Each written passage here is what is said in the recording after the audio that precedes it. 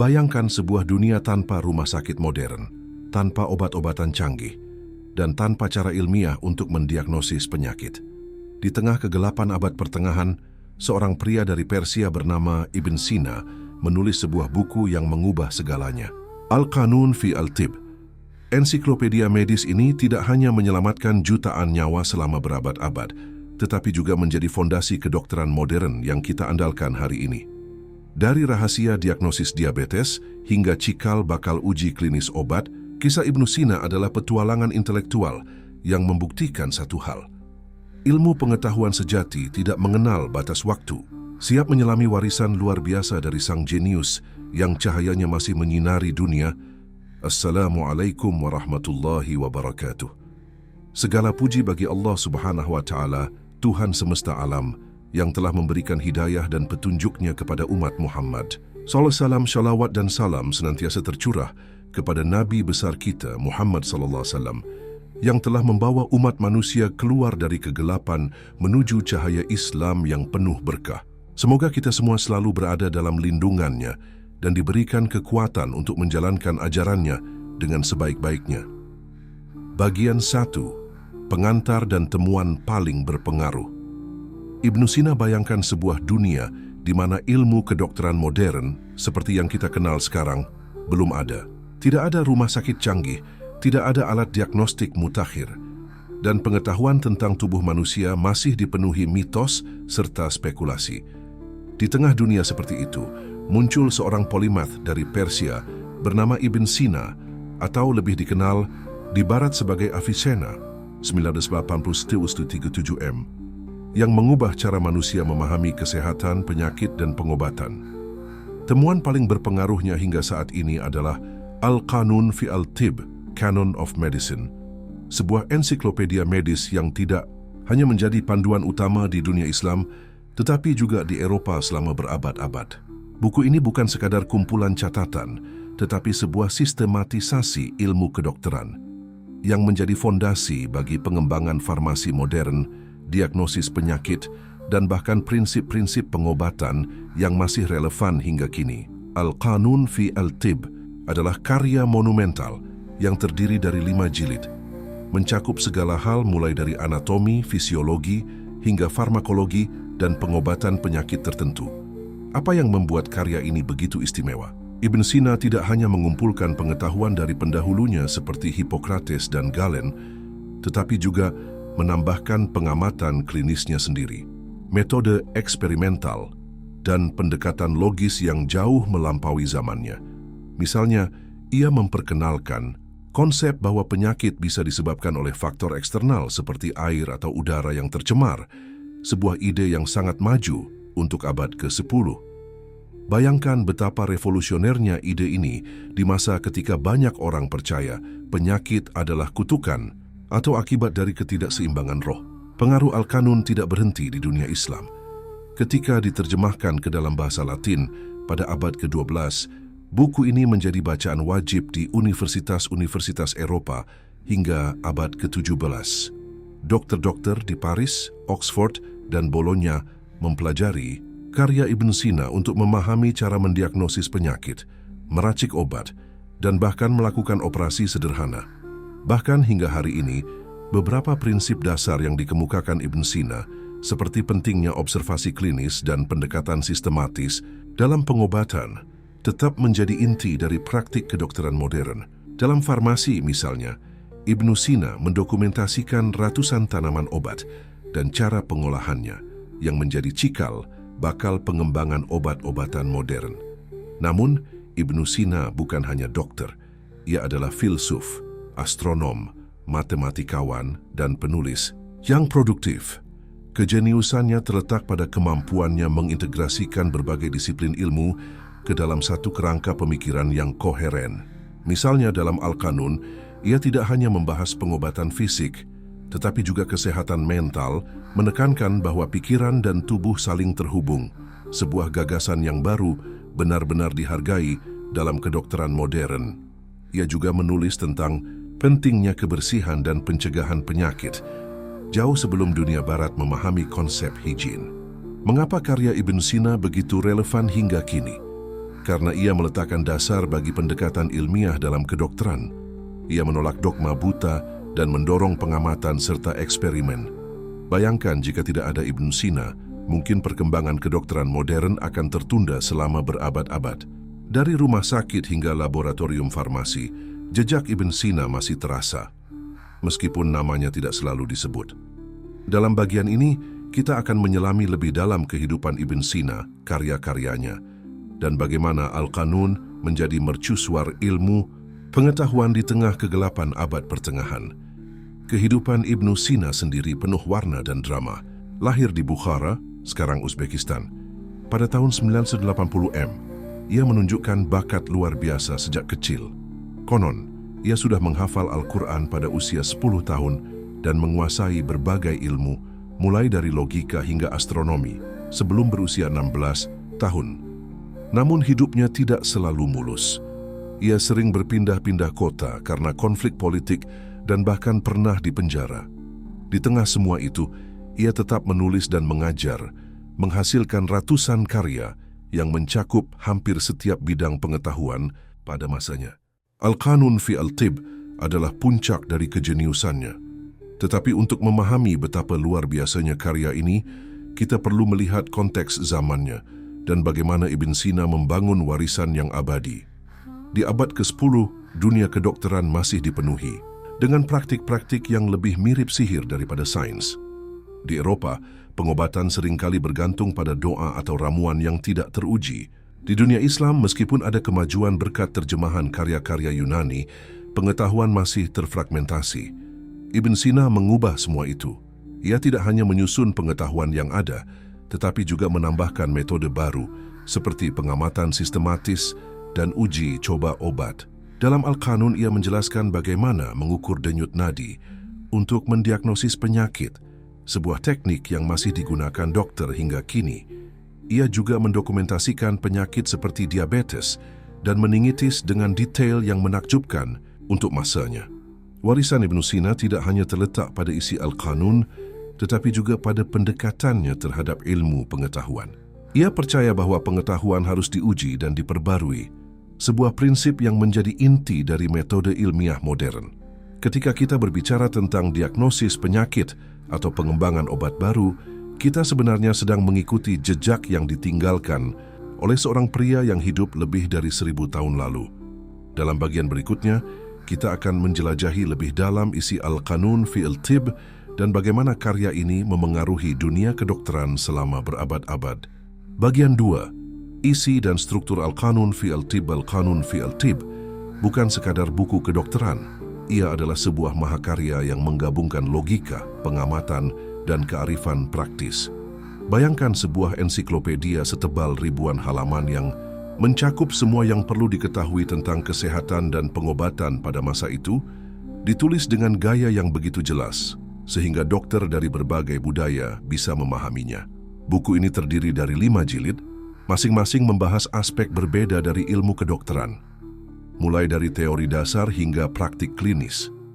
Untuk memahami mengapa karya ini begitu berpengaruh, mari kita jelajahi isi dan strukturnya dengan lebih detail. Jilid pertama Al-Qanun berfokus pada prinsip-prinsip dasar kedokteran. Ibn Sina memulai dengan menjelaskan konsep kesehatan dan penyakit berdasarkan teori humoral yang diwarisi dari Hippocrates dan Galen. Menurut teori ini, tubuh manusia diatur oleh 4 cairan: darah, lendir, empedu kuning, dan empedu hitam, dan ketidakseimbangan cairan ini menyebabkan penyakit. Meski teori ini kini dianggap usang, pendekatan Ibn Sina jauh lebih canggih.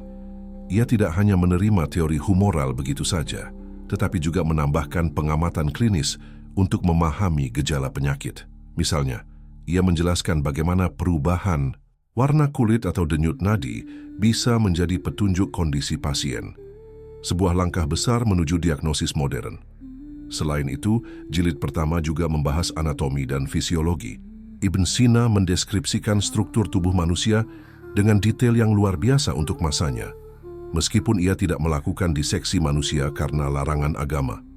Ia mengandalkan pengamatan hewan dan literatur sebelumnya, tetapi tetap berhasil memberikan gambaran yang cukup akurat tentang organ-organ utama seperti jantung, paru-paru, dan otak.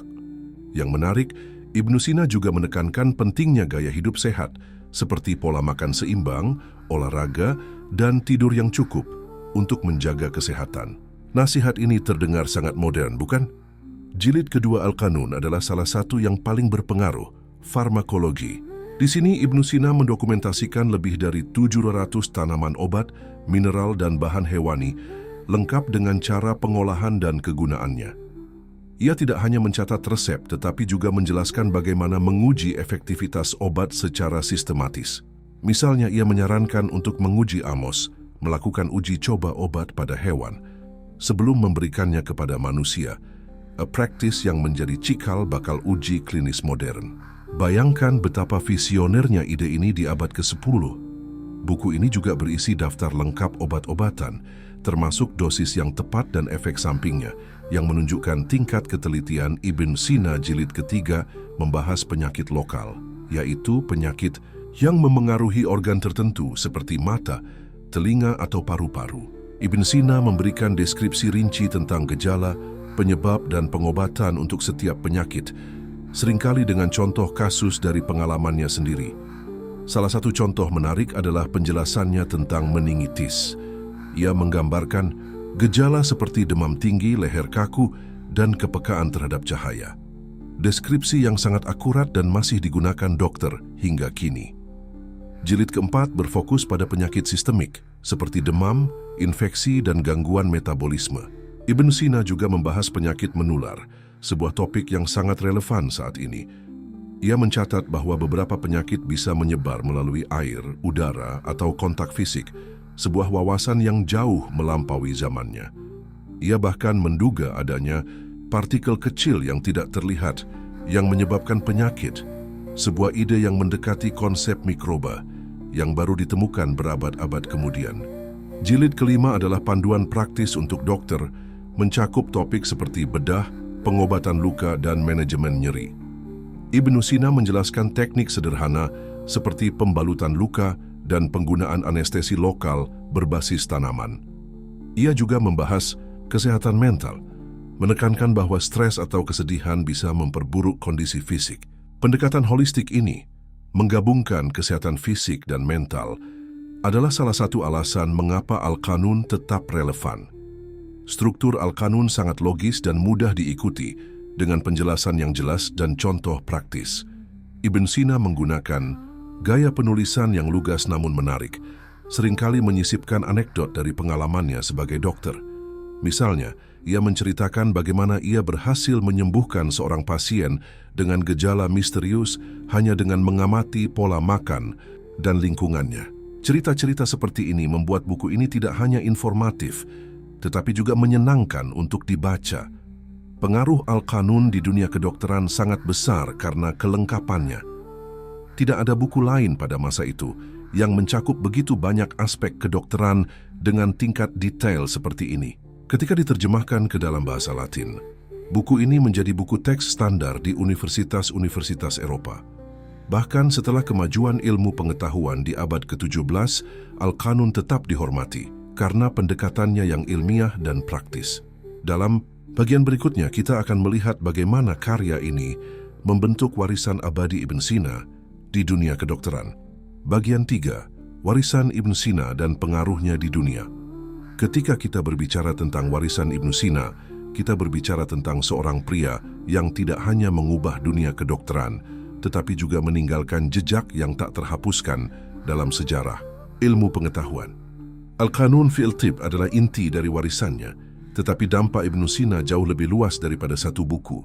Ia adalah jembatan antara dunia kuno dan modern, menghubungkan pengetahuan Yunani, Romawi, dan Persia dengan dunia Islam dan Eropa. Warisannya hidup dalam rumah sakit, universitas, dan laboratorium di seluruh dunia. Meskipun banyak orang tidak menyadari bahwa mereka sedang menggunakan ide-ide yang pertama kali dikemukakan oleh seorang polimat Persia lebih dari 1000 tahun lalu. Salah satu aspek terpenting dari warisan Ibn Sina adalah perannya dalam menyebarkan pengetahuan. Pada abad ke-10, dunia Islam adalah pusat intelektual global, dengan kota-kota seperti Baghdad dan Bukhara menjadi tempat bertemunya para cendekiawan dari berbagai budaya. Ibn Sina memanfaatkan lingkungan ini untuk menyerap dan menyusun pengetahuan dari berbagai sumber. Ia membaca karya-karya Aristoteles, Galen, dan Hippocrates, tetapi ia tidak hanya mengulang ide-ide mereka. Sebaliknya, ia mengujinya, mempertanyakannya, dan menambahkan pengamatannya sendiri. Pendekatan ini, kombinasi skeptisisme dan eksperimen, adalah cikal bakal metode ilmiah yang kita kenal sekarang. Ketika Al-Qanun diterjemahkan ke dalam bahasa Latin pada abad ke-12 oleh Gerard dari Cremona, buku ini menjadi sensasi di Eropa. Pada saat itu, Eropa masih berada dalam abad ke-8 dengan pengetahuan kedokteran yang terbatas dan seringkali bercampur dengan takhayul. Al-Qanun membawa cahaya baru.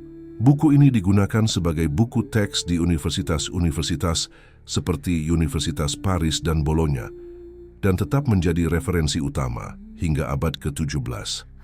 Bahkan setelah munculnya tokoh-tokoh seperti Vesalius dan Harvey yang merevolusi anatomi dan sirkulasi darah, Al-Qanun tetap dihormati karena ketelitian dan cakupannya yang luas. Salah satu bukti nyata dari warisan Ibnu Sina adalah pengaruhnya terhadap pendidikan kedokteran. Al-Qanun tidak hanya mengajarkan dokter tentang penyakit dan pengobatan, tetapi juga cara berpikir seperti ilmuwan.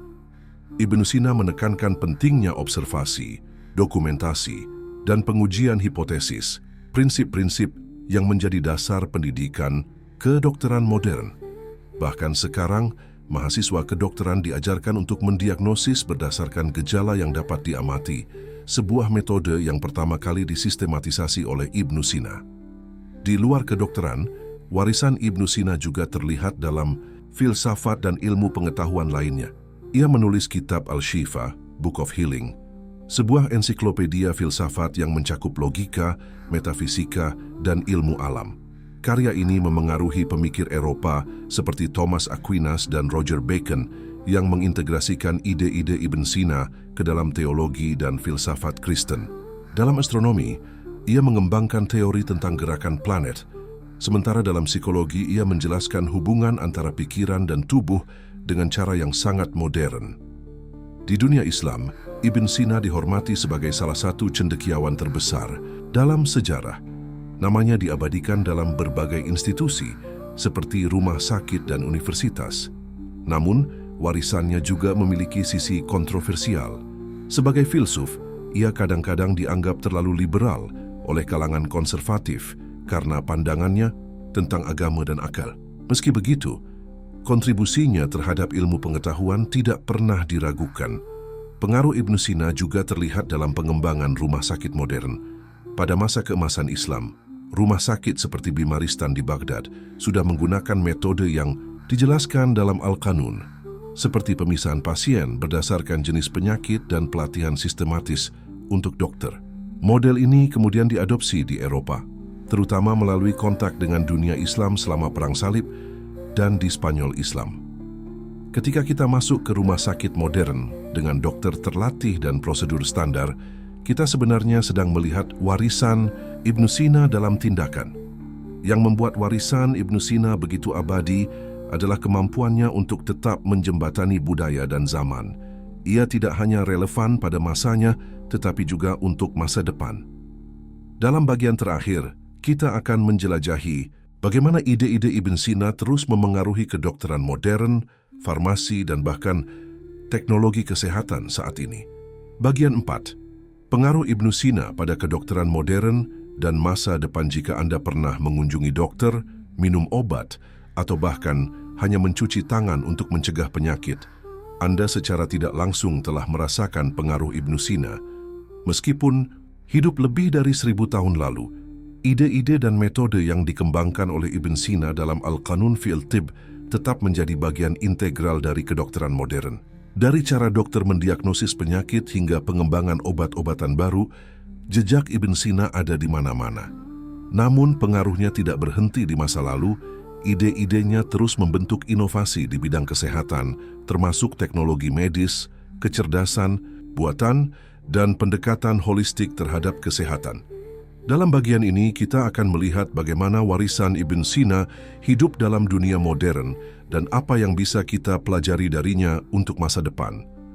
Salah satu kontribusi terbesar Ibn Sina adalah pendekatannya yang sistematis terhadap diagnosis. Dalam Al-Qanun, ia menjelaskan pentingnya mengamati gejala pasien secara cermat, mencatat riwayat kesehatan mereka, dan menggunakan logika untuk menentukan penyebab penyakit. Pendekatan ini mungkin terdengar biasa sekarang, tetapi pada masanya, ini adalah terobosan. Hari ini, metode ini adalah inti dari praktik kedokteran.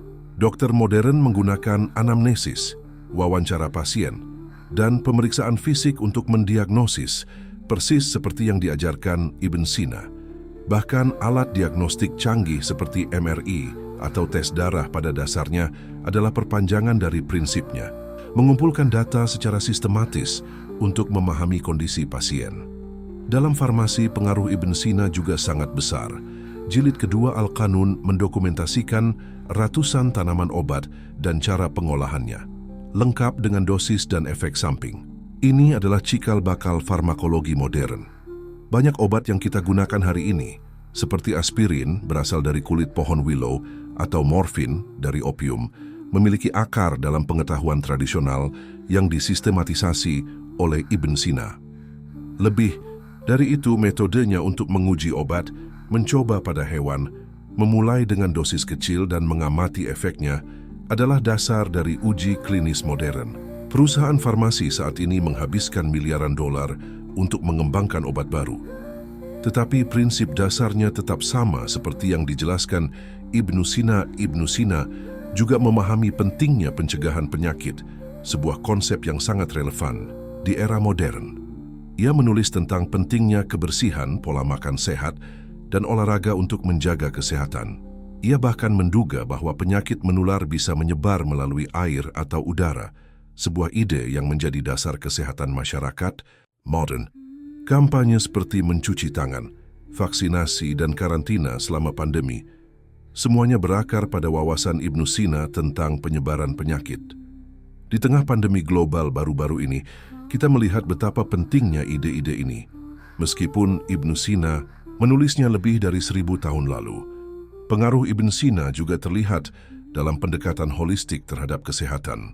Ia percaya bahwa pikiran dan tubuh saling terhubung, sebuah gagasan yang kini didukung oleh penelitian modern tentang kesehatan mental. Misalnya, ia menulis bahwa kecemasan atau kesedihan bisa memperburuk penyakit fisik, sebuah ide yang kini diterima dalam bidang psikoneuroimunologi. Dokter modern semakin mengintegrasikan kesehatan mental ke dalam pengobatan, misalnya dengan menyarankan terapi perilaku kognitif untuk pasien dengan penyakit kronis. Sekali lagi, Ibn Sina sudah memikirkan hal ini jauh sebelum zamannya. Di luar kedokteran tradisional, ide-ide Ibn Sina juga memengaruhi teknologi kesehatan modern. Misalnya, konsepnya tentang pengamatan sistematis dan pengumpulan data menjadi dasar untuk kecerdasan buatan AI dalam kedokteran. Algoritma AI kini digunakan untuk mendiagnosis penyakit, memprediksi hasil pengobatan, dan bahkan menemukan obat baru. Cara kerja AI ini, menganalisis data besar untuk menemukan pola, adalah perpanjangan langsung dari metode observasi dan logika Ibn Sina.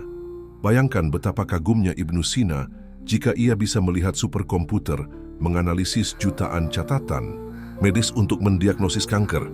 Selain itu, prinsip-prinsip Ibn Sina tentang pendidikan kedokteran tetap relevan. Ia menekankan bahwa dokter harus terus belajar dan menguji pengetahuan mereka, sebuah ide yang kini menjadi inti dari pendidikan kedokteran modern. Dokter diharuskan mengikuti pelatihan berkelanjutan, membaca jurnal terbaru, dan mengikuti perkembangan teknologi. Ini semua mencerminkan semangat Ibn Sina untuk mengejar pengetahuan dan mempertanyakan dogma. Namun pengaruh Ibn Sina tidak hanya terbatas pada sains dan teknologi. Warisannya juga mengajarkan kita tentang pentingnya kolaborasi lintas budaya. Pada masanya, ia menggabungkan pengetahuan dari Yunani, Persia, India, dan budaya lain, menciptakan sintesis yang lebih besar dari bagian-bagiannya. Di dunia modern yang semakin terhubung, pendekatan ini sangat relevan. Peneliti dari berbagai negara bekerja sama untuk mengatasi tantangan global seperti pandemi atau perubahan iklim, dan semangat kolaborasi Ibn Sina menjadi inspirasi. Kedepan, ide-ide Ibn Sina kemungkinan akan terus membentuk masa depan kesehatan. Misalnya penelitian tentang mikrobiom, mikroba dalam tubuh manusia, mungkin akan memvalidasi lebih lanjut idenya tentang faktor eksternal yang memengaruhi kesehatan. Demikian pula, kemajuan dalam pengobatan personal, menyesuaikan pengobatan dengan kebutuhan individu, mencerminkan pendekatan Ibn Sina yang berfokus pada pasien. Bahkan di bidang etika kedokteran, penekanannya pada empati dan perawatan yang manusiawi tetap menjadi standar emas. Namun, warisan Ibn Sina juga mengingatkan kita untuk tetap rendah hati. Meskipun kita telah membuat kemajuan besar sejak abad ke-10, masih banyak yang belum kita ketahui tentang tubuh manusia dan penyakit. Seperti Ibn Sina, kita harus terus mengamati, bereksperimen, dan belajar. Mungkin 1000 tahun dari sekarang, generasi mendatang akan melihat ke belakang dan mengagumi cara kita membangun di atas fondasi yang diletakkan oleh seorang polimat Persia yang visioner.